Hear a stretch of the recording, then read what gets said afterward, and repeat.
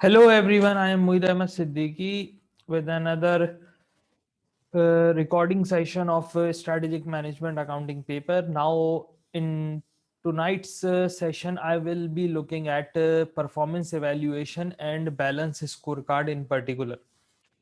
अच्छा, अब हम बात करते हैं परफॉर्मेंस एवेल्युएशन की। तो परफॉर्मेंस एवेल्युएशन के बारे में हमारी इससे पहले जो मैंने वीडियोस अपलोड की हैं, जो मेरी लाइव ऑनलाइन क्लासेस हुई, उसमें मैंने जो है वो आपको जो है ये एक्सप्लेन किया था आपके सामने कि परफॉर्मेंस एवेल्युएशन जो है वो परफॉर्मेंस हायरार्की मैंने आपको समझाई थी। और इस परफॉर्मेंस हायरार्की में मैंने ये बताया था कि सबसे पहली चीज जो परफॉर्मेंस हायरार्की में होती है वो मिशन क्या होता है। मिशन किसी भी ऑर्गेनाइजेशन का पर्पस फॉर एग्जिस्टेंस, यानी कि ऑर्गेनाइजेशन क्यों एग्जिस्ट करता है, उसका मकसद क्या है, किसी भी कंपनी का, किसी भी बिजनेस का मकसद क्या है।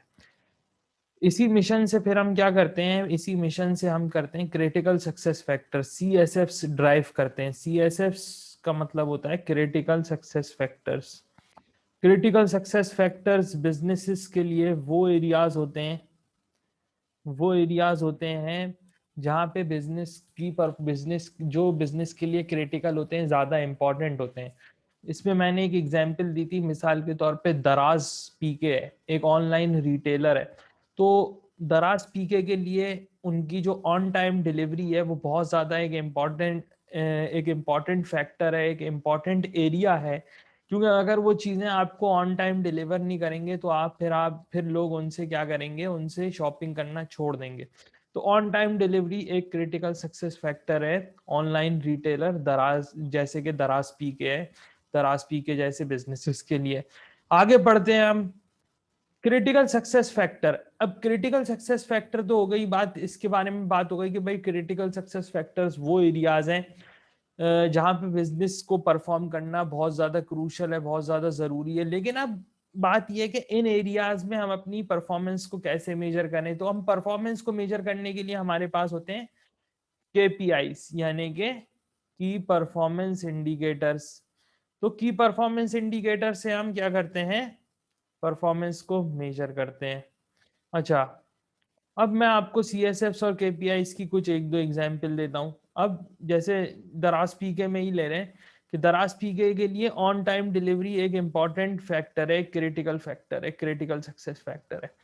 इस ये कैसे मेजर करेंगे, ये हम मेजर करेंगे percentage of on time deliveries से, percentage of on time deliveries से। ठीक है। और इससे जब हम आगे चलते हैं तो percentage of on time delivery से, और इससे जब हम आगे चलते हैं तो हमारे पास एक और एग्जांपल जो है क्रिटिकल सक्सेस फैक्टर की ये हो सकती है कि मिसाल के तौर पे कोई भी, जैसे कि लेट से इसके लिए ना आपको बिजनेस स्पेसिफिक टू बिजनेस होना जरूरी है। यानी कि क्रिटिकल सक्सेस फैक्टर जो है वो अलग अलग बिजनेसेस के जो है ना वो अलग अलग हो सकते हैं। तो यहाँ पे जो भी बिजनेस की एग्जाम्पल होगी ना उसके लिहाज से उसके जो है ना वो क्रिटिकल सक्सेस फैक्टर होंगे। मिसाल के तौर पे लेट सपोज के मैं एक ऑनलाइन ट्यूटर हूँ। ठीक है। तो मेरे क्रिटिकल सक्सेस फैक्टर्स जो हैं वो क्या हो सकते हैं, मेरे लिए जो क्रिटिकल सक्सेस फैक्टर है वो है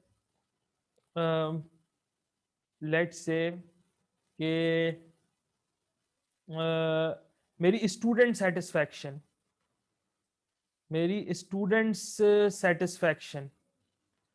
स्टूडेंट सेटिस्फैक्शन। ठीक है। तो स्टूडेंट की सेटिस्फैक्शन या कस्टमर की सेटिस्फैक्शन वो हम कैसे मेजर करेंगे। फर्ज करेंगे मैं आपको एक क्वेश्चनेयर फिल करने के लिए देता हूं और उसमें मैं अपनी सर्विस के बारे में या अपनी टीचिंग के बारे में आपसे फीडबैक लेता हूं। तो जो भी आपकी जो है वो रेटिंग होगी, जो भी आपके जो है वो मेरी जो उसके जो रिजल्ट होंगे मेरे सर्वे के, वो मेरे लिए ज्यादा मायने लगते हैं। तो मैं कह सकता हूं कि स्टूडेंट सेटिस्फैक्शन रेटिंग जो है वो मेरे लिए इम्पॉर्टेंट है। ठीक है। इसके अलावा मेरे जो स्टूडेंट्स के रिजल्ट्स हैं वो भी मेरे लिए इंपॉर्टेंट है। जो मेरे रिजल्ट आ रहे हैं, जो मेरा पास रेट है वो भी मेरे लिए एक क्रिटिकल सक्सेस फैक्टर है। तो number of students who pass या percentage of student who passed from my online classes, ये भी मेरे लिए एक CSF हो सकता है, KPI हो सकता है। ठीक है, तो स्टूडेंट सेटिस्फेक्शन रेटिंग ये है, ये मेरा जो है वो KPI हो जाएगा, और CSF क्या होगा, ये होगा स्टूडेंट सेटिस्फेक्शन। अच्छा, बैलेंस स्कोर कार्ड देखें, बैलेंस स्कोर कार्ड की अब हम बात करते हैं। देखें, तो बैलेंस स्कोर कार्ड ये आपके SMA स्ट्रेटेजिक मैनेजमेंट अकाउंटिंग के पेपर में, परफॉर्मेंस एवेल्युएशन के चैप्टर में, ये एक इंपॉर्टेंट एरिया है बैलेंस्ड स्कोर कार्ड। लेकिन यहाँ पे मैं समझता हूँ कि बैलेंस स्कोर कार्ड, चले इसका एक थोड़ा सा एक इसके ऊपर बात हो जाती है पहले, बैलेंस स्कोर कार्ड डिस्कस करने से पहले, कि देखें फाइनेंशियल परफॉर्मेंस इंडिकेटर्स और नॉन फाइनेंशियल परफॉर्मेंस इंडिकेटर्स ना जरूरी क्यों होते हैं। बात यह है कि देखें, जब हम कोई बिजनेस करते हैं, तो अगर हम खाली जो है वो प्रॉफिट पे फोकस करेंगे, तो हम बहुत सारे इंपॉर्टेंट फैक्टर्स को जो है वो हम क्या कर सकते हैं, ओवरलुक कर सकते हैं, इग्नोर कर सकते हैं। अगर हम खाली अपनी इनकम स्टेटमेंट की बुनियाद पे, इनकम स्टेटमेंट में प्रॉफिट ज्यादा आ रहा है, तो प्रॉफिट की फिगर, ज्यादा फिगर को देख के अगर हम ये कंक्लूड करें या हम इस नतीजे पे पहुंचे कि भाई हमारा बिजनेस बहुत अच्छा चल रहा है, फर्ज करें कि ईयर 2007 में, लेट से अभी जो है ईयर 2020 खत्म हुआ है, या फर्ज करेंगे, देखें 2020 ईयर जो है वो खत्म हुआ है, एक बिजनेस जो है वो हाईली प्रॉफिटेबल है, ठीक है, हाईली प्रॉफिटेबल है, या हाँ ठीक है, या बल्कि इसको ऐसा कर लेते हैं कि ये ईयर 2020 की बजाय इसको कर लें ईयर 2018 कर लेते हैं। चलें, आप एक एनालिस्ट है, आपको जो है ना वो एक जो है इनकम स्टेटमेंट दी गई, या प्रॉफिट एंड लॉस अकाउंट, या जो है statement of profit and loss and other comprehensive income आपके सामने रखी गई है एक बिजनेस की। 2018 में बिजनेस बहुत ज्यादा प्रॉफिटेबल था, लेकिन 2019 में बिजनेस जो है एक लॉस मेकर बन गया। अच्छा, क्या वजह हो सकती है, देखें, अब अगर हम खाली प्रॉफिट पे फोकस करें, हमारा मकसद खाली प्रॉफिट कमाना है, ठीक है, हमारा मकसद खाली प्रॉफिट कमाना है। एक तरीका ये हो सकता है प्रॉफिट को इंप्रूव करने का, अपने प्रॉफिट्स को इंप्रूव करने का एक तरीका ये हो सकता है कि हम लो क्वालिटी मटेरियल इस्तेमाल करें। ठीक है, हम क्या करें, हम जो है वो लो क्वालिटी मटेरियल जो है वो इस्तेमाल करें। तो जब हम लो क्वालिटी मटेरियल जो है वो इस्तेमाल करेंगे, हम लो क्वालिटी मटेरियल इस्तेमाल करें, तो जब हम लो क्वालिटी मटेरियल इस्तेमाल करेंगे, तो वो जो है वो क्या होगा, वो मटेरियल लेस एक्सपेंसिव होगा हमारे लिए, हमें कम कीमत में मिल जाएगा, लो कॉस्ट पे हमें मिल जाएगा। तो जब हमारी कॉस्ट लो होगी, तो ऑटोमेटिकली हमारा प्रॉफिट जो है वो कुछ अरसे के लिए तो इंक्रीज हो जाएगा, इम्प्रूव्स इन शॉर्ट रन। ठीक है, कुछ अरसे के लिए तो हम ऐसा करके अपने प्रॉफिट को बढ़ा सकते हैं। लेकिन जब हमारे कस्टमर्स के सामने ये बात आएगी, जब हमारे कस्टमर्स को पता चलेगा कि ये जो मटेरियल इस्तेमाल कर रहे हैं ये उतनी अच्छी क्वालिटी का नहीं है, और इवेंचुअली हम जो प्रोडक्ट्स बना रहे होंगे वो भी अच्छी क्वालिटी की नहीं होंगी, तो इससे क्या होगा, कस्टमर्स हमसे बिजनेस करना छोड़ देंगे, हमारे कस्टमर्स कम होने जाएंगे, हमारी कस्टमर बेस कम होगी। तो जब कस्टमर बेस कम होगी, तो ultimately in the long term we will be making losses, in the long run we will be making losses। ठीक है, तो ये जो लो क्वालिटी मटेरियल इस्तेमाल करने का जो आइडिया है, ये जो लो क्वालिटी मटेरियल इस्तेमाल करने का आइडिया है, ये इससे खाली प्रॉफिट हमारा शॉर्ट टर्म में इंप्रूव होगा, लेकिन लॉन्ग टर्म में हमें क्या होगा, नुकसान होगा, हमारी रेपुटेशन खराब होगी, हमारे कस्टमर्स खराब होंगे। ठीक है, तो अच्छा, अब अगर हम खाली प्रॉफिट पे फोकस करें कि भाई हम कह रहे हैं कि हमें खाली प्रॉफिट इंक्रीज करना है, तो अगर हमें खाली प्रॉफिट इंक्रीज करने के लिए हम ये सब उल्टे सीधे काम शुरू कर देंगे, तो इसका मतलब ये है कि हमने खाली प्रॉफिट इंक्रीज करने के चक्कर में खाली अपनी फाइनेंशियल परफॉर्मेंस को इम्प्रूव कर रहे हैं हम। अगर हम खाली प्रॉफिट पे फोकस कर रहे हैं, इसका मतलब है हम खाली अपनी फाइनेंशियल परफॉर्मेंस को इम्प्रूव कर रहे हैं, लेकिन उसका खामियाजा हमें कहाँ भुगतना पड़ रहा है, हमें नॉन फाइनेंशियल परफॉर्मेंस में भुगतना पड़ रहा है। तो देखें, दो इसके जो है ना, देखें, एक तो फाइनेंशियल, एक तरफ है फाइनेंशियल परफॉर्मेंस और दूसरी तरफ है नॉन फाइनेंशियल परफॉर्मेंस। हमें क्या करना है, हमें जो है जब हम बिजनेस चला रहे हैं तो हमें क्या करना है, हमें दोनों के दरमियान एक बैलेंस अचीव करना है। ठीक है, हमारी नॉन फाइनेंशियल परफॉर्मेंस भी अच्छी हो, नॉन फाइनेंशियल एरियाज में भी हमारी परफॉर्मेंस अच्छी हो, प्लस हमारी फाइनेंशियल एरियाज में भी परफॉर्मेंस अच्छी हो, तो हम कह सकते हैं कि हमारी जो परफॉर्मेंस मैनेजमेंट है बिजनेस की, या परफॉर्मेंस इवेल्युएशन है, वो एक सही सिमत में, एक सही रास्ते पर चल रही है।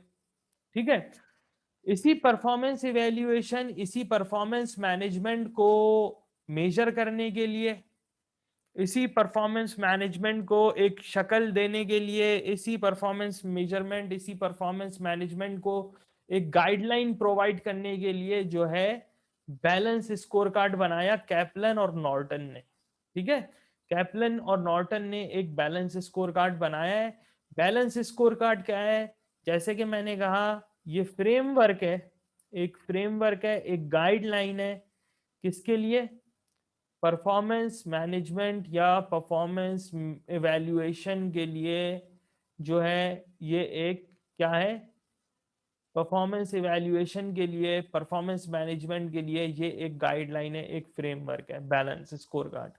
बैलेंस स्कोर कार्ड हमें ये कहता है कि हमें जो परफॉर्मेंस बिजनेस की देखनी है वो चार चार उसके चार मुख्तलिफ जावियों से, चार मुख्तलिफ एंगल से, या चार मुख्तलिफ एरियाज में बिजनेस की परफॉर्मेंस को हमें मेजर करना है।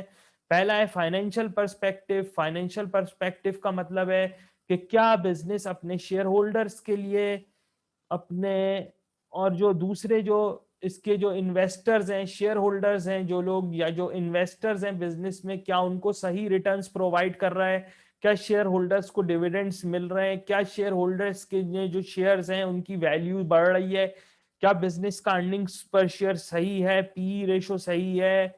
अच्छा, फाइनेंशियल पर्सपेक्टिव के लिए जो नॉर्मली जो केपीआईज होते हैं वो होते हैं, एनपीवी एक अच्छा केपीआई समझा जाता है, ईवी एक अच्छा केपीआई समझा जाता है, टोटल शेयर होल्डर रिटर्न यहाँ पे जो है वो एक अच्छा केपीआई समझा जाता है फाइनेंशियल पर्सपेक्टिव के लिए। ठीक है, बिल्कुल इसी तरह कस्टमर पर्सपेक्टिव में हम कस्टमर्स की सेटिस्फेक्शन देखते हैं। क्या हम ये देखते हैं कि क्या जो हमारे बिजनेस के कस्टमर हैं, जिन कस्टमर्स को हमने पहले सेल की थी, क्या वो दोबारा हमारे पास आ रहे हैं। ठीक है, तो नंबर ऑफ रिपीट कस्टमर्स जो है वो एक बड़ा ही इंपॉर्टेंट केपीआई है। नंबर ऑफ रिपीट कस्टमर्स एक इंपॉर्टेंट केपीआई है कस्टमर पर्सपेक्टिव में। कस्टमर सेटिस्फेक्शन का एक इंपॉर्टेंट जो है वो केपीआई है, नंबर ऑफ रिपीट कस्टमर्स। फिर नंबर ऑफ न्यू कस्टमर्स भी, हाँ, एक जो है वो एक इंपॉर्टेंट केपीआई हो सकता है कस्टमर पर्सपेक्टिव में। इसके अलावा कस्टमर सेटिस्फेक्शन रेटिंग एक जो है वो इंपॉर्टेंट इसमें केपीआई हो सकता है कस्टमर पर्सपेक्टिव में, एक परफॉर्मेंस मेजर हो सकता है, यानी कि अच्छा, यहाँ पे एक बात और है कि केपीआईज को परफॉर्मेंस इंडिकेटर्स या परफॉर्मेंस मेजर्स भी कहा जाता है। परफॉर्मेंस इंडिकेटर्स या परफॉर्मेंस मेजर्स भी कहा जाता है। ठीक है, तो केपीआईज को, की परफॉर्मेंस इंडिकेटर्स को परफॉर्मेंस इंडिकेटर्स या परफॉर्मेंस मेजर्स भी कहा जाता है। अच्छा, इंटरनल पर्सपेक्टिव की जहां तक हम बात करते हैं, इंटरनल पर्सपेक्टिव में देखें इस तरह की चीजें आ जाती हैं कि बिजनेस के अंदर जो प्रोसेसेस चल रहे हैं वो कितने इफेक्टिव है। मिसाल के तौर पे रिसोर्स यूटिलाइजेशन है, रिसोर्स यूटिलाइजेशन है, क्या हम अपने रिसोर्सेज जो हैं वो सही से इस्तेमाल कर रहे हैं। ये बातें, रिसोर्स यूटिलाइजेशन की बातें आपने बहुत सारी जगहों पे अपने कोर्स में पढ़ी हैं। मिसाल के तौर पे लिमिटिंग फैक्टर एनालिसिस है, लिमिटिंग फैक्टर एनालिसिस में आपने ये बात पढ़ी है, क्योंकि देखिए लिमिटिंग फैक्टर एनालिसिस में यही होता है ना कि हम देख रहे होते हैं कि हमारे पास जो रिसोर्सेज मौजूद हैं हम उनको बेहतर से बेहतर किस तरह से हम इस्तेमाल कर सकते हैं। तो इंटरनल पर्सपेक्टिव में ना ऐसी चीजें आ जाती हैं जैसे रिसोर्स यूटिलाइजेशन है, ठीक है। तो रिसोर्स यूटिलाइजेशन में मिसाल के तौर पे आपके पास है मटेरियल वेस्टेज। मटेरियल वेस्टेज आपका कितना है? ठीक है, अगर आपका वेस्टेज बहुत ज्यादा हो रहा है मटेरियल का तो उसको आप कम करने की कोशिश करें। अगर जो है वो आपका लेट से जो है रिसोर्स यूटिलाइजेशन, अब मेरे लिए रिसोर्स यूटिलाइजेशन क्या होगा? मिसाल के तौर पे मैं एक टीचर हूँ, ठीक है, मैं 5 कोर्सेज पढ़ा रहा हूँ, ACCA सिमा ICMA के इन टोटल में 5 कोर्सेज पढ़ा रहा हूँ। अब रिसोर्स यूटिलाइजेशन क्या है कि मैं ज्यादा से कम टाइम में ज्यादा से ज्यादा स्टूडेंट्स को मैं देख सकूं। यानी कि एक कोर्स में मेरे पास ज्यादा से ज्यादा स्टूडेंट हो, मेरा टाइम कम लग रहा है लेकिन मैं ज्यादा स्टूडेंट्स को जो है वो क्योंकि मेरी जो रिसोर्स है वो मेरा टाइम है, तो पर आवर मैं कितने स्टूडेंट्स को पढ़ा रहा हूं ये मेरे लिए एक रिसोर्स यूटिलाइजेशन का एक KPI बन जाएगा।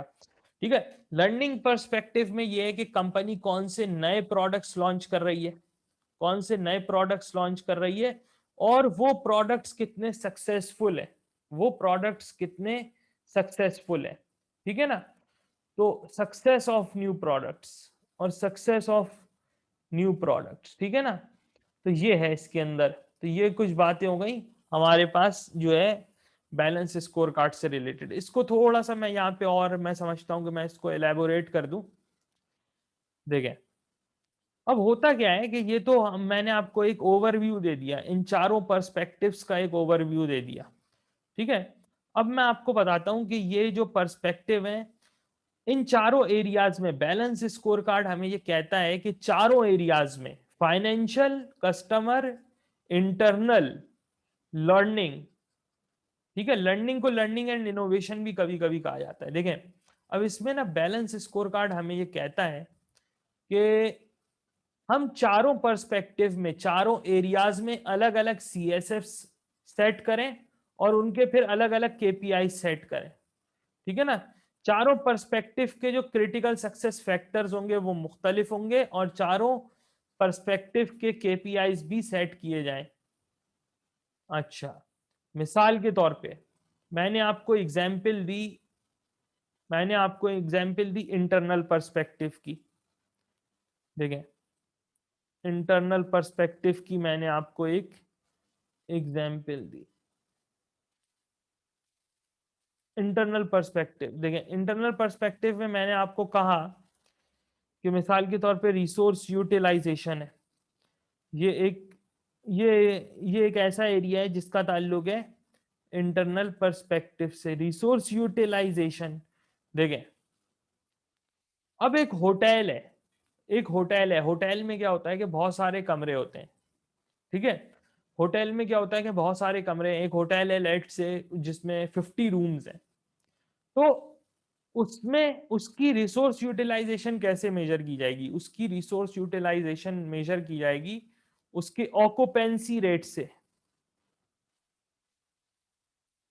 उसके ऑक्यूपेंसी रेट से, यानी कि पर नाइट या पर नाइट या पर डे जो है वो कितने रूम्स ऐसे हैं, कितना परसेंटेज ऑफ रूम्स। ठीक है, ऑक्यूपेंसी रेट क्या होगा कि कितने कितने कमरे ऐसे हैं होटल में, कितने परसेंट कमरे ऐसे हैं, कितने परसेंट कमरे जो हैं वो ऐसे हैं जो ऑक्यूपाइड है।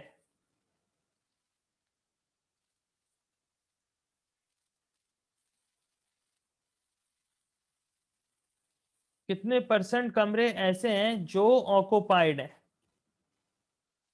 ठीक है, अब फर्ज करें कि ड्यूरिंग अ मंथ जो है क्या हुआ कि मुश्किल से, अब होटल में बहुत सारे कमरे थे, 40 कमरे थे, 50 कमरे थे, लेकिन खाली 4 या 5 कमरे ऐसे थे जहां पे गेस्ट आए रहने के लिए, परसेंटेज ऑफ रूम्स ऑक्यूपाइड। ठीक है, अब 4 या 5 कमरे ऐसे थे जहां पे ना गेस्ट आए रहने के लिए, बाकी तमाम कमरे जो है खाली पड़े रहे, बाकी तमाम कमरे जो है वो खाली पड़े रहे। इसका मतलब है जो आपकी एक रिसोर्स है, आपके जो रूम्स, जो आपकी असल रिसोर्स है, आपका जो स्पेस जो है, वो जो आपकी असल रिसोर्स है, वो इस्तेमाल ही नहीं हो रहा। और जब तक ये इस्तेमाल नहीं होगा आपका रेवेन्यू कैसे जनरेट होगा? जाहिर सी बात है, रेवेन्यू भी तो होटल का उस वक्त जनरेट होगा जब लोग आके उन कमरों में रहेंगे। तो ऑक्यूपेंसी रेट ये क्या है, ये एक जो है ये एक इंटरनल से इसका ताल्लुक है, बैलेंस स्कोर कार्ड के इंटरनल पर्सपेक्टिव से इसका ताल्लुक है रिसोर्स यूटिलाइजेशन से। अच्छा, अब इसको बेहतर करने के लिए क्या करें, बेहतर करने के लिए क्या करें, आप स्पेशल ऑफर्स लगाएं, आप डिस्काउंट्स दें। अगर कस्टमर्स का कोई मसला आ रहा है, कस्टमर बोल रहे हैं कि भाई हमें कमरे ठीक नहीं लग रहे या सफाई ठीक नहीं है, तो वो सारे काम आप करना शुरू करें, आप लोगों को डिस्काउंट दें। तो उससे क्या होगा कि ज्यादा से ज्यादा लोग आएंगे और आपका ऑक्यूपेंसी रेट जो है वो क्या होगा, बढ़ेगा। ठीक है, तो ये तो बात हो गई हमारी, एक एक छोटी सी एग्जाम्पल हो गई है इंटरनल पर्सपेक्टिव की। अच्छा, फिर हमारे पास आता है जैसे कि मिसाल के तौर पे लर्निंग पर्सपेक्टिव। देखें, लर्निंग पर्सपेक्टिव की हम ना बात कर लेते हैं। लर्निंग एंड इनोवेशन भी इसको कभी कभी कहा जाता है।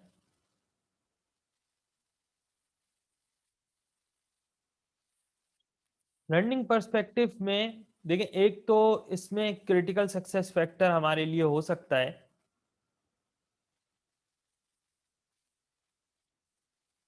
अच्छा, ये तमाम चीजें क्या हैं, ये तमाम फैक्टर्स जो हैं, अब आप देख रहे हैं कि ये तमाम फैक्टर्स क्या हैं, ये तमाम नॉन फाइनेंशियल फैक्टर्स हैं।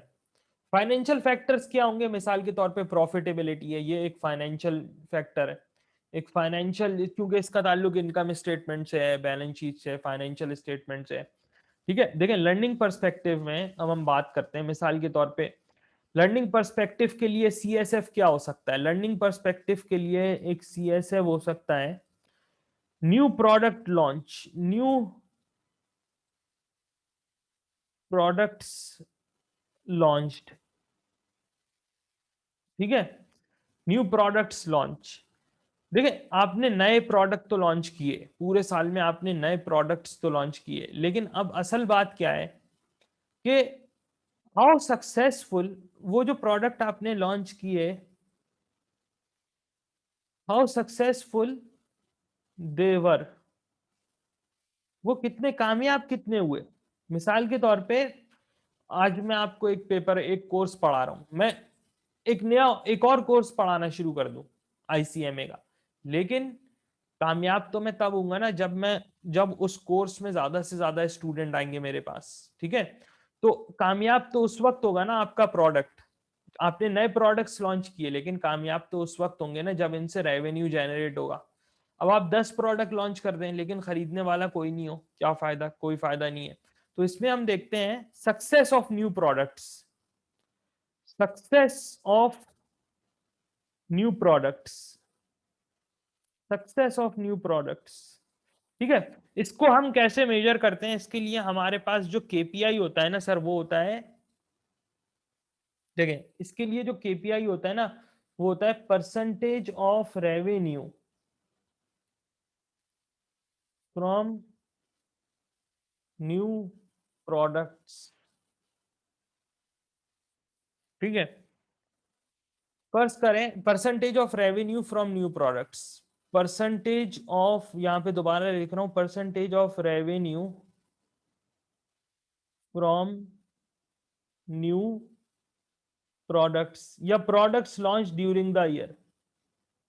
ठीक है, हमने इस साल में, अब हम मिसाल के तौर पे 2020 की बात कर रहे हैं, 2020 में हमने नए प्रोडक्ट्स लॉन्च किए तीन चार, 2020 के शुरू में कह लेंगे, हमने जनवरी में, 2020 के जनवरी में हमने कुछ नए प्रोडक्ट्स लॉन्च किए थे। हमें कैसे पता चलेगा कि वो प्रोडक्ट्स कामयाब हुए, अगर उन प्रोडक्ट से सेल हुई, अगर उन प्रोडक्ट की वजह से हमारी सेल बढ़ी, हमारा जो टोटल रेवेन्यू का जो परसेंटेज है, लेट से मैंने एक नया प्रोडक्ट लॉन्च किया और मेरा जो टोटल रेवेन्यू था उसमें से 10% रेवेन्यू, उसमें से 10% रेवेन्यू या लेट से 15% रेवेन्यू, टोटल रेवेन्यू में से 10% रेवेन्यू, 15% रेवेन्यू मुझे उसी एक प्रोडक्ट की वजह से हुआ। मैं कह सकता हूँ कि ये जो था, ये मेरा प्रोडक्ट मुझे लग रहा है कि ये आगे जाके भी कामयाब हो जाएगा, तो it is a promising product, यानी कि ये फ्यूचर में भी मुझे लग रहा है कि ये सक्सेसफुल होगा, and the product was actually a success. यानी कि जितना मैं सोच रहा था उतना या उससे बेहतर इस प्रोडक्ट ने मेरे लिए परफॉर्म किया।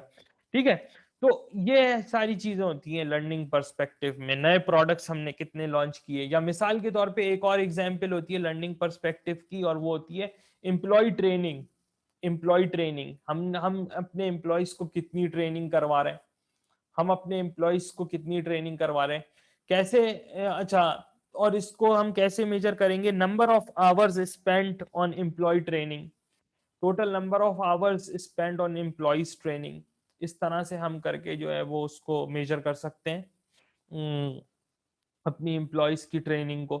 तो लर्निंग पर्सपेक्टिव में इस तरह की चीजें आती है, मिसाल के तौर पे जो हमने नए प्रोडक्ट्स लॉन्च किए या जो हमने अपने एम्प्लॉयज की ट्रेनिंग की ताकि वो बिजनेस में हमें और फायदा पहुंचा सकें, ठीक है। बिल्कुल इसी तरह कस्टमर पर्सपेक्टिव में जो है वो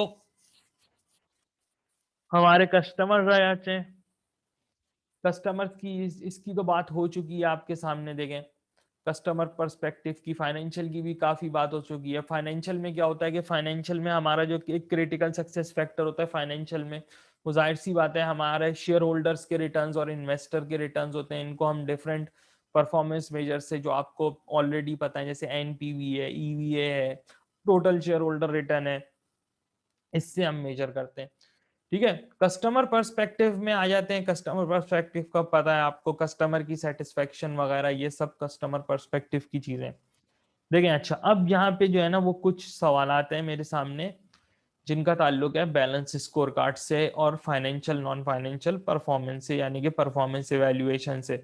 अब देखें, the following are types of key performance indicators, यहाँ पे आपको 4 परफॉर्मेंस इंडिकेटर्स दिए गए हैं या केपीआईज दिए गए हैं, इसमें से ये पूछ रहा है which of the above KPIs would be used to assess the liquidity of a company, इनमें से वो कौन सा परफॉर्मेंस इंडिकेटर है तो जिससे हम कंपनी की लिक्विडिटी जो है वो मेजर कर सकते हैं। तो सर वो ये वाला परफॉर्मेंस मेजर है acid test ratio. Gross profit से प्रॉफिटेबिलिटी मेजर करेंगे, return on capital employed, again ये भी प्रॉफिटेबिलिटी का मेजर है। गियरिंग रेशो जो है वो गियरिंग का मेजर है, जबकि एसिड टेस्ट रेशो जो है ये सिर्फ ये एक ऐसा परफॉर्मेंस मेजर है या ऐसा रेशो है जिससे हम लिक्विडिटी मेजर करते हैं। तो इसका जो करेक्ट आंसर है वो है बी, ठीक है। अब आगे चलते हैं सर, देखें why would a company want to encourage the use of non financial performance indicators, company क्यों चाहेगी कि वो नॉन फाइनेंशियल परफॉर्मेंस इंडिकेटर्स इस्तेमाल करें। देखें, अब होता क्या है कि अगर आप खाली फाइनेंशियल परफॉर्मेंस इंडिकेटर इस्तेमाल करें तो उससे ना आपको कंप्लीट पिक्चर नहीं मिलती बिजनेस की। उससे क्या होता है कि अगर आप खाली, अब जैसे कि मैंने अभी आपको पहले भी अपने जो है इस वीडियो में मैंने आपको बताया कि अगर आप खाली फाइनेंशियल परफॉर्मेंस मेजर करेंगे और आप खाली प्रॉफिट पे फोकस करेंगे तो इससे क्या होगा, इससे क्या होगा, आप बहुत सारी इंपॉर्टेंट चीजों को क्या कर देंगे, इग्नोर कर देंगे। तो आप इसका, अगर आप खाली प्रॉफिट को देख रहे हैं तो प्रॉफिट तो एक एक एस्पेक्ट है, एक एरिया है। अगर आप खाली प्रॉफिट को देख रहे हैं और सिर्फ अपने प्रॉफिट पे फोकस कर रहे हैं तो इसका मतलब है कि आप बहुत सारे एरियाज को छोड़ रहे हैं, जबकि आपका जो बिजनेस है उसके अंदर बहुत सारी चीजें आती हैं जिसके अंदर कस्टमर सेटिस्फेक्शन, देखिए तो यहाँ पे जो है मेरा थोड़ा सा डिस्कनेक्शन हो गया था, आई एम रियली सॉरी। अच्छा खैर, अब यहाँ पे सवाल ये है कि कंपनी क्यों नॉन फाइनेंशियल परफॉर्मेंस इंडिकेटर्स जो है वो क्यों इस्तेमाल करती है। देखें, अब जैसे मैंने आपको पहले भी इस वीडियो में बताया कि प्रॉफिट जो है वो क्या होता है, प्रॉफिट एक नैरो चीज है। अगर आप खाली प्रॉफिट पे फोकस करेंगे इसका मतलब है कि आप दूसरे इंपॉर्टेंट एरियाज बिजनेस के जो है वो इग्नोर कर रहे हैं। जैसे मैंने आपको एग्जांपल दी थी कि अगर आप लो क्वालिटी रॉ मटेरियल इस्तेमाल करना शुरू कर दें, लो क्वालिटी लो लेस एक्सपेंसिव रॉ मटेरियल इस्तेमाल करना शुरू कर दें तो इससे आपकी प्रॉफिटेबिलिटी कुछ अरसे के लिए तो बेहतर हो जाएगी, लेकिन लॉन्ग रन में आपको नुकसान होगा। तो अगर आप खाली प्रॉफिट पे फोकस करेंगे, शॉर्ट टर्म प्रॉफिट पे फोकस करेंगे तो इससे क्या होगा, इससे आप बहुत सारे लॉन्ग टर्म फैक्टर्स या नॉन फाइनेंशियल फैक्टर्स जो है वो आप इग्नोर कर देंगे। अच्छा, बहुत सारे लोगों का ये भी मानना है या बहुत सारे लोग ये इस नतीजे पे पहुंच रहे हैं आज की दुनिया में, जब बहुत सारी एडवांसमेंट हो गई है, बहुत सारी चीजें बदल गई हैं, तो बहुत सारे जो बिजनेस गुरुज हैं या जो बिजनेस टाइकून्स हैं, जो बिजनेस एनालिस्ट्स हैं बड़े बड़े, वो इस बात पे इस नतीजे पे पहुंच रहे हैं आज कि नॉन फाइनेंशियल परफॉर्मेंस जो है ना वो फाइनेंशियल परफॉर्मेंस से ज्यादा जरूरी है। अगर हमारी नॉन फाइनेंशियल परफॉर्मेंस जो है वो बेहतर है, eventually we will end up with a better financial performance, ठीक है। उसकी वजह यही है कि हम अगर फाइनेंशियल पे फोकस कर रहे हैं तो वो एक नैरो फोकस है, और उसकी वजह से हम पूरे बिजनेस को नहीं देख रहे बल्कि हम सिर्फ एक चीज को देख रहे हैं, और वो है हमारा प्रॉफिट। हम ऐसा हमें नहीं करना चाहिए, बल्कि हमें क्या करना चाहिए, हमें पूरे बिजनेस को देखना चाहिए, हमें खाली एक फैक्टर को नहीं देखना चाहिए। तो B is the correct answer to this one. Non financial performance indicators इस वजह से ज्यादा जरूरी है बिजनेस के लिए, या इस वजह से इनकरेज किया जाता है नॉन फाइनेंशियल परफॉर्मेंस इंडिकेटर्स के लिए, क्योंकि नॉन फाइनेंशियल परफॉर्मेंस पूरे बिजनेस की एक सही तस्वीर, एक सही जो है वो शक्ल जो है वो आपके सामने पेश करते हैं। अच्छा, अब इसमें यह है कि Michigan is an insurance company. अब यहाँ पे एक इंश्योरेंस कंपनी का एक छोटा सा सिनेरियो दिया गया है, और इसमें कहा गया है the department concern has responded that it is, हाँ या बल्कि मैं यहाँ से पढ़ता हूँ, recently there has been concern that too many quotations have been sent to the clients either late or containing errors। देखिए इस कंपनी का एक डिपार्टमेंट है, एक डिपार्टमेंट है जिसका काम है क्लाइंट्स को कोटेशंस भेजना, लेकिन ये कोटेशंस जो हैं लेट भेजी जा रही हैं, या इनमें जो है वो क्या है, गलतियां हैं। अब यहाँ पे एक मसला ये बता रहे हैं, ये एक मसला ये बयान कर रहे हैं, the department concern has responded that it is under staffed. अच्छा, तो ये कोटेशन डिपार्टमेंट ने ये कहा है कि भाई हमारे पास जो है वो स्टाफ की कमी है, और ज्यादातर स्टाफ वो है, a high proportion of current staff has recently joined the firm। और ज्यादातर स्टाफ जो है हमारे पास मौजूद है डिपार्टमेंट में, उन लोगों का स्टाफ है जिन्होंने अभी ज्वाइन किया है। करना क्या है, the performance of this department is to be carefully monitored. अब हमें क्या करना है कि पूरे डिपार्टमेंट की जो परफॉर्मेंस है, डिपार्टमेंट की परफॉर्मेंस को मॉनिटर करना है। कैसे करेंगे, देखिए डिपार्टमेंट की परफॉर्मेंस को मॉनिटर करने का तरीका यह है कि हम आउटपुट इसका जो है ना, डिपार्टमेंट का आउटपुट देखें, डिपार्टमेंट का आउटपुट देखें। कहने का मकसद ये है कि एक बजट सेट किया जाए डिपार्टमेंट के लिए, एक बजट सेट किया जाए, एक टारगेट सेट किया जाए, और उसको एक्चुअल से कंपेयर किया जाए। मतलब मैं एक टारगेट दे दूं, बीइंग अगर आप किसी सीनियर पोस्ट पे हैं, आप एक टारगेट दे दें इस डिपार्टमेंट को कि भाई आपको जो है ना वो इस महीने में इतनी कोटेशंस कस्टमर्स को जो है वो भेजनी है, या पोटेंशियल क्लाइंट्स को आपको इतनी कोटेशंस जो है वो भेजनी है। ठीक है, let's say 1000 quotations per month, या इस महीने में लेट्स से अभी जो आने वाले 30 दिन है, आप कहें कि भाई इस महीने में जो है वो आपको 1000 कोटेशंस भेजनी है। महीने के एंड पे आप क्या करें कि आप उस उन कोटेशंस को चेक, आप इस डिपार्टमेंट की परफॉर्मेंस इस तरह से चेक करेंगे, आप देखें कि इन्होंने कितनी कोटेशंस जो है वो भेजी हैं, तो आपको जो है वो पता चल जाएगा कि इस डिपार्टमेंट का जो है वो आउटपुट कितना है। ठीक है, which one of the following non-financial performance would not be an appropriate to monitor and improve the department's performance। देखें, to monitor and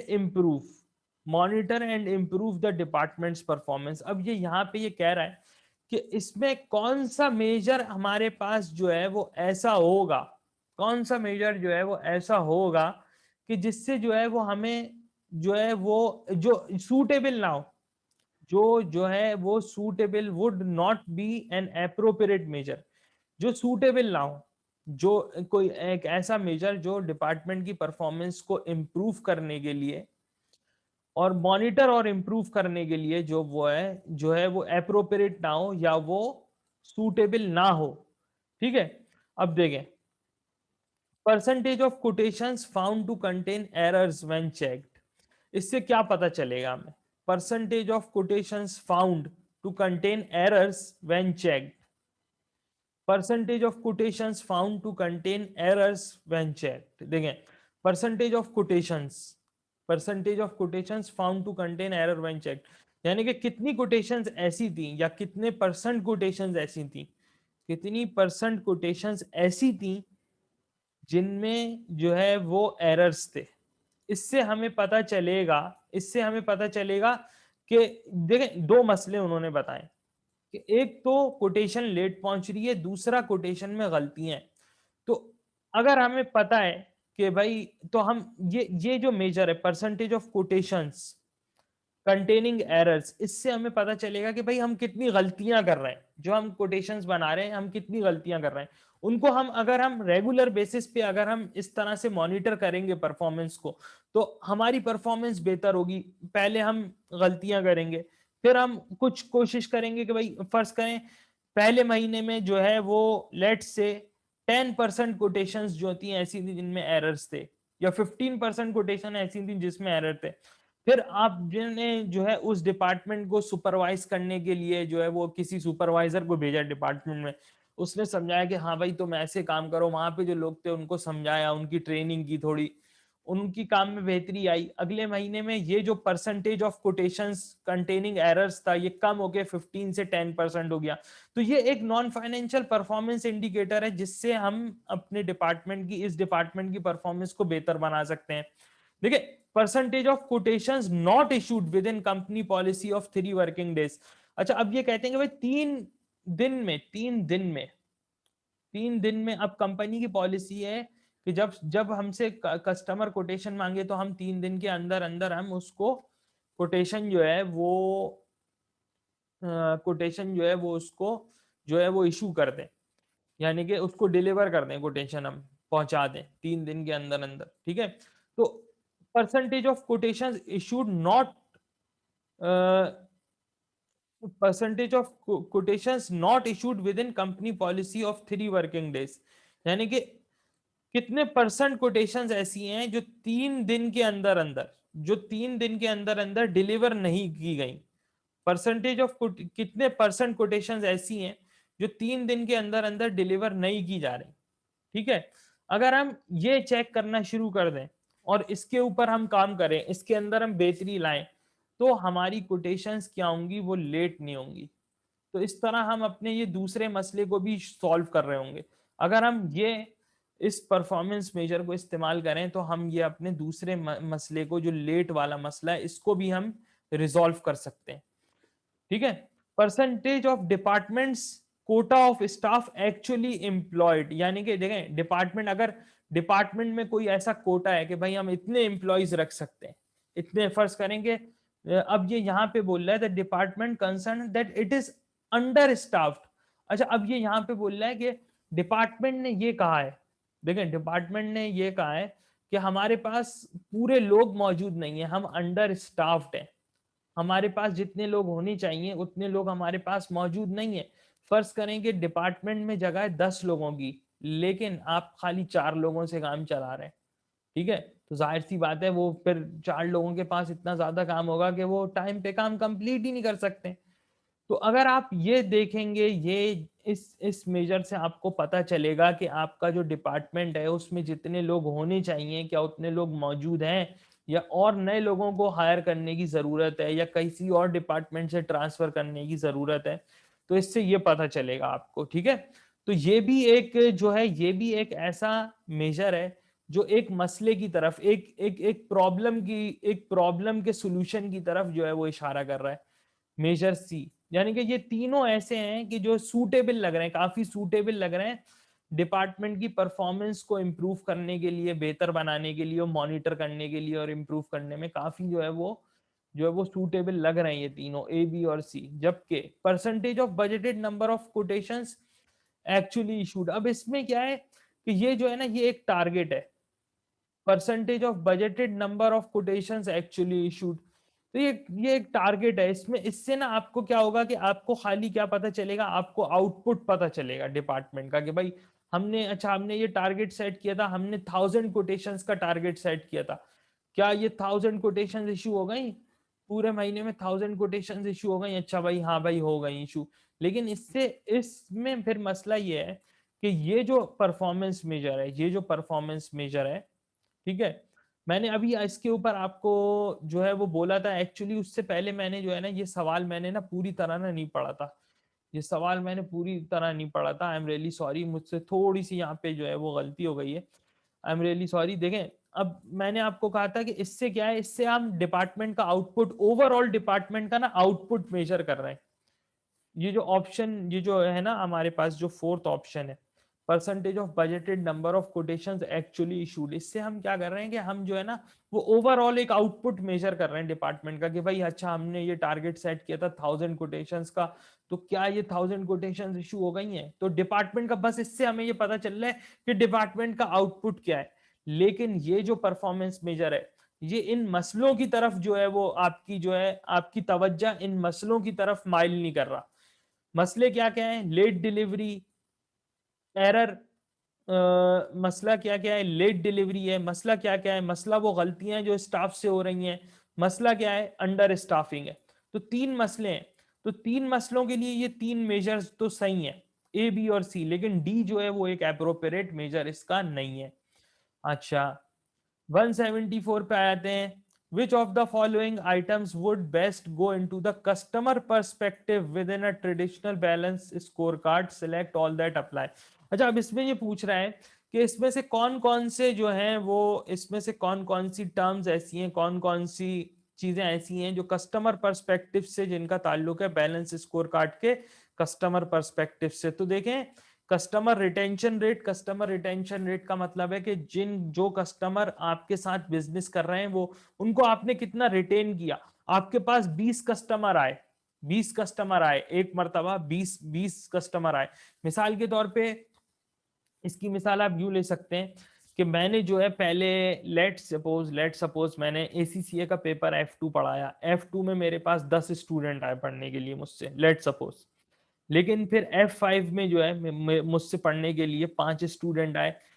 वो बाकी जो 5 थे जिन्होंने F2 मुझसे पहले पढ़ा, जिन्होंने F2 मुझसे पहले पढ़ा, बाकी जो 5 थे, they may not be satisfied with my service. ठीक है, तो मैं कस्टमर रिटेन करने में नाकाम हो गया। मैं कस्टमर रिटेन करने में क्या हुआ? नाकाम हो गया। 5 स्टूडेंट मेरे चले गए, मेरा जो रिटेंशन रेट है वो 50% रहा, जो कि एक अच्छा रिटेंशन रेट नहीं है। नेक्स्ट टाइम मैं क्या करूंगा? मैं F2 पे और ज्यादा मेहनत करूंगा।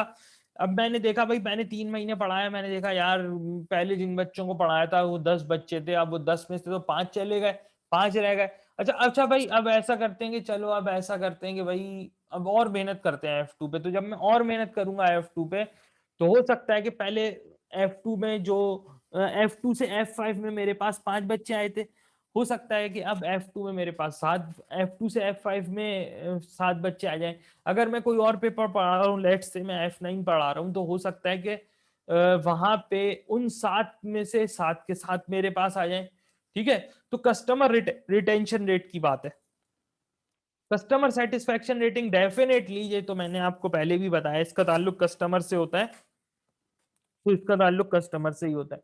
अच्छा, कस्टमर प्रॉफिटेबिलिटी एनालिसिस, देखें प्रॉफिटेबिलिटी एनालिसिस का तो ताल्लुक है। देखें प्रॉफिटेबिलिटी की बात आ गई, तो प्रॉफिटेबिलिटी का ताल्लुक जो है ना वो फाइनेंशियल उससे होता है, फाइनेंशियल पर्सपेक्टिव से। ऑर्डर प्रोसेसिंग टाइम, कितनी देर लगाते हैं हम एक ऑर्डर को प्रोसेस करने में, इसका ताल्लुक बिजनेस के अपने इंटरनल प्रोसेस से है, तो ये इंटरनल पर्सपेक्टिव में आएगा, ये कस्टमर में नहीं आएगा। इसी तरह प्रॉफिटेबिलिटी एनालिसिस फाइनेंशियल पर्सपेक्टिव में आएगा, कस्टमर में नहीं आएगा बैलेंस स्कोर कार्ड के।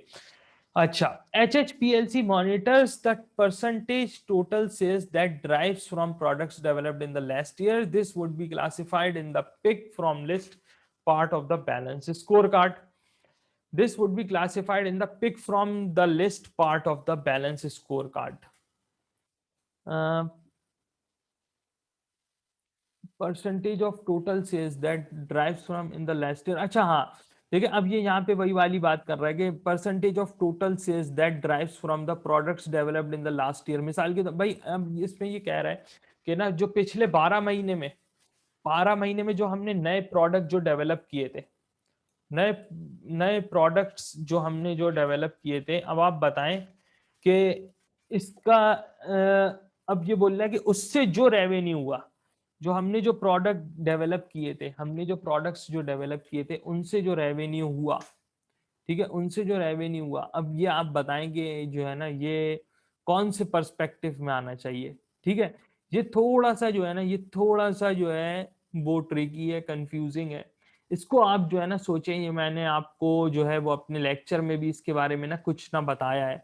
ठीक है, इसको ना आप सोचें, इसको ना आप सोचें कि क्या हो सकता है इसके बारे में, इसको आप सोचें। ये एक अच्छा सवाल है, एक ट्रिकी है, यहाँ पे आप इसको सोचें। ओके देन, नाउ इसको आप खुद सोचें कि ये कौन से पर्सपेक्टिव में आना चाहिए, बैलेंस स्कोर कार्ड के जो है वो कौन से पर्सपेक्टिव में आना चाहिए। और इसका जो है वो आंसर, ये जो मैं आपको सवालात करा रहा हूँ, ये मैं आपको ACCA के F5 के कैप्लन की किट से करा रहा हूँ। इसका आप आंसर ना खुद यानी कि सॉल्व करें, इसको सोचें और आप इसको खुद क्लासिफाई करेंगे ये कौन से पर्सपेक्टिव में आएगा। इसका जवाब आप देख सकते हैं कैप्लन के F5 के किट से मैं करवा रहा हूँ, तो आप जो है कैप्लन के F5 के किट से इसका आंसर देख सकते हैं। अच्छा, question number 176, which of the following is the best measure of to be within building block in a rapidly growing clothing business. ये तो आ गया हमारे पास बिल्डिंग ब्लॉक्स। अच्छा, बिल्डिंग ब्लॉक्स भी जो है वो एक हमारे पास एक इम्पॉर्टेंट एरिया है। Okay then we will look into it. Building blocks पे भी मेरी एक वीडियो इंशाल्लाह आ जाएगी अभी कुछ देर में, या कल परसों तक मेरी एक और वीडियो आ जाएगी बिल्डिंग ब्लॉक्स के ऊपर। ये भी आपके सिलेबस में शामिल कर दिया गया। बिल्डिंग ब्लॉक्स मॉडल ज़्यादा मुश्किल नहीं है, लेकिन ये जो है बैलेंस स्कोर कार्ड जो है वो एक बहुत ही फंडामेंटल एरिया है परफॉर्मेंस एवेल्युएशन का, और हाईली एग्जामिनेबल भी है। ठीक है, तो इससे ज़्यादा चांसेस हैं आपके पेपर में क्वेश्चंस आने के बैलेंस स्कोर कार्ड से। तो मैं समझता हूँ कि बैलेंस स्कोर कार्ड को आप जो है वो पढ़ लें एक मरतबा। सिमा की वेबसाइट वगैरह पे जो टेक्निकल आर्टिकल्स हैं, ACCA की वेबसाइट पे जो टेक्निकल आर्टिकल्स हैं, उनको पढ़ें आप बैलेंस स्कोर कार्ड के। उससे आपको बड़ी अच्छी एक अंडरस्टैंडिंग डेवलप होगी बैलेंस स्कोर कार्ड के बारे में। आई होप के आपको ये वीडियो पसंद आई होगी। आप मुझसे कांटेक्ट कर सकते हैं on the Facebook, on the WhatsApp, on any other platform, social media platform that I am available. इसके अलावा जो है वो मैं लिंक्डइन पे भी मैं मौजूद हूँ। तो यू कैन कांटेक्ट मी ना। कोई भी प्रॉब्लम है आपको, आप मुझसे कांटेक्ट कर सकते हैं। Thank you very much, thanks for watching. It was Muid Ahmed Siddiqui and hope to meet you soon. Thank you very much.